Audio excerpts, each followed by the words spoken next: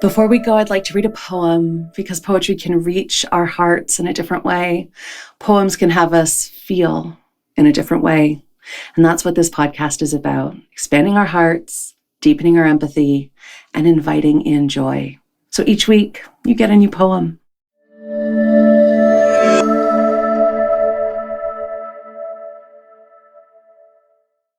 This poem came to me through Vicky Bellman, who talks about the impact this poem had on her in the episode. It's called When the Fat Girl Gets Skinny, and it's by Blythe Baird.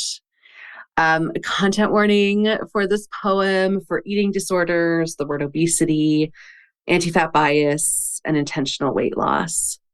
I find this poem deeply powerful and also very deeply reflective and accurate of what diet culture does. The year of skinny pop and sugar-free Jell-O cups, we guzzled vitamin water and vodka, toasting to high school and survival, complementing each other's thigh gaps. Trying diets we found on the internet, menthol cigarettes, eating in front of a mirror, donating blood, replacing meals with other practical hobbies like making flower crowns or fainting.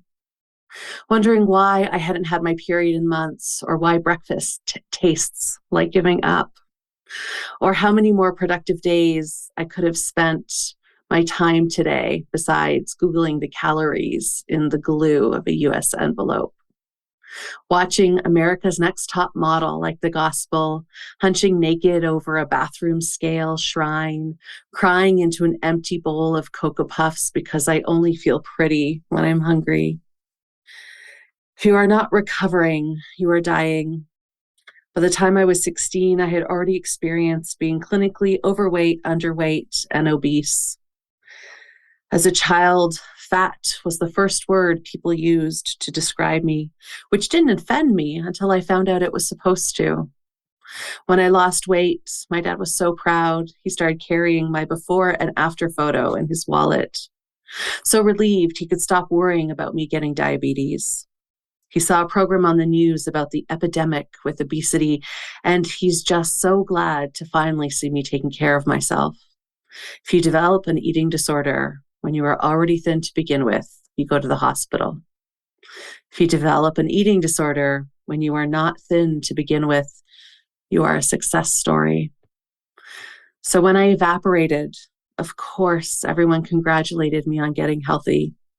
Girls at school who never spoke to me before stopped me in the hallway to ask how I did it. I say, I am sick. They say, no, you're an inspiration.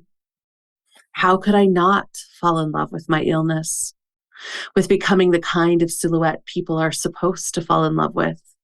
Why would I ever want to stop being hungry when anorexia was the most interesting thing about me? How lucky it is now to be boring. The way not going to the hospital is boring.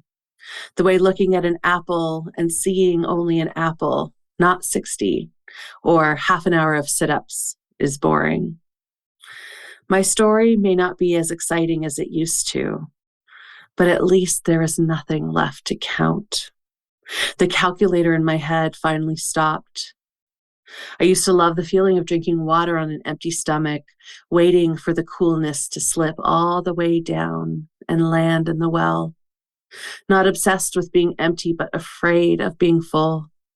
I used to be proud when I was cold in a warm room. Now I am proud. I have stopped seeking revenge on this body.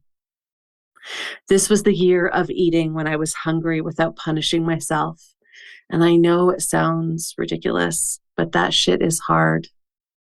When I was little, someone asked me what I wanted to be when I grew up, and I said, small.